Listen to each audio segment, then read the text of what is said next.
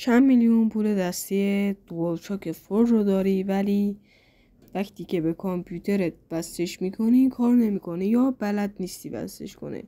بیا که بهت یاد بدم. خب دوستان، من بارسامگو هستم و خوش اومدین به این ویدیو و به چنل من. همینطورم خوش اومدین. خب دوستان، اولین کاری که میکنین وارد بخش مرورگر گوگلتون میشین، بعد سرچ میکنین DS4 ویندوز. بعد از اینکه سرچ کردین DS4 ویندوز، باید این برنامه رو از سایت دستی خودش دانلودش کنین. میبینی که اونجا توی اینجا می نوشته. بعد میایم پایین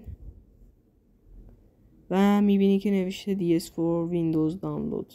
اینجا هم یه چیزایی نشون میده، مثلا میگه چطوری باید، چی لازم داری کامپیوترت. خب اینجا میایم پایین. از اینجا باید بر اساس مشخصات کامپیوترتون دانلودش کنین. الان مال من X64 به خاطر من X64 رو دانلودش کردم و قبلا دانلودش کردم، به خاطر اون دیگه دانلودش نمیکنم. حالا میریم از داخل فایلا DS4 ویندوز رو پیداش میکنیم. اینجا این شورتکات خودم گذاشتم و شما باید DS4 رو بازش کنید. بعد از اینکه باز کردین یه همچین صفحه میاره و شما باید توی دستتون دکمه شیر به علاوه پلی استیشن رو چند ثانیه نگه دارین. به همین صورت که داریم میبینین دکمه شیر با پلی استیشن رو چند ثانیه نگه میدارم و چراغ جلویش چشمک میزنه. خب بعد از اینکه دکمه دست رو نگه داشتیم و چراغ جلویش چشمک زد، وارد بخش ستینگ میشیم و وارد بخش دیوایسز میشیم. از بلوتوث اور آدر دیوایس رو میزنیم، گزینه بلوتوث رو میزنیم و چند ثانیه صبر میکنیم که گزینه وایرلس کنترل رو بیاره. حالا من پاکش کردم چون که یه بار وصل شده بودم. میبینین که گزینه وایرلس کنترل رو آورد. روش کلیک میکنیم. بعد از اینکه کلیک کردیم مینویسید your device is ready to go. بعد دان رو میزنیم.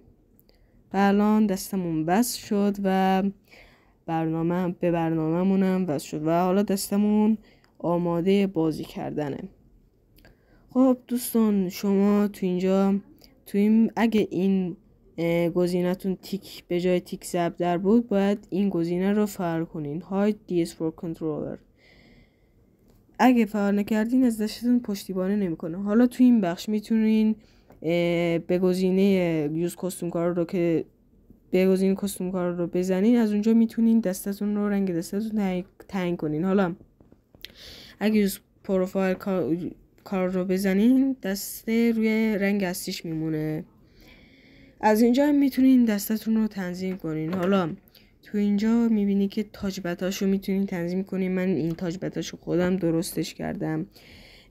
توی اصلیش تاچ بت به جای تاچ بت کلیک ماوسی، یعنی اگه من الان اینو به سمت تاچ بت راست رو فشار بدم کلیک راست میکنه و اگه تاچ بت چپ رو فشار بدم کلیک چپ میکنه. خب اینا رو که بعد از درستش کردیم باید یه بار روش کلیک کنیم، بعد تاچ پد رو انتخاب کنین. حالا توی بخش آدر شما میتونین دستتون رو از دوالشاک 4 به ایکس باکس 360 تبدیل کنین. حالا این به چه دردی میخوره؟ مثلا وقتی شما بازی های مثل اسپایدرمن و یا حالا لاست اف اس بازی میکنین، این بازی از دسته دوالشاک 4 از دسته پلی استیشن پشتیبانی میکنن ولی از دسته ایکس باکس پشتیبانی نمیکنن. و حالا دسته ایکس باکس به چه درد میخوره؟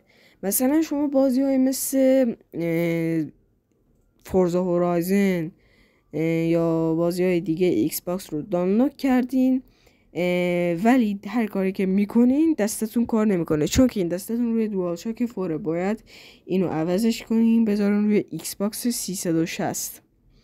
حالا اینا بعد از اینکه گذاشتین سیو رو میزنین و بعد کنسل رو میزنین.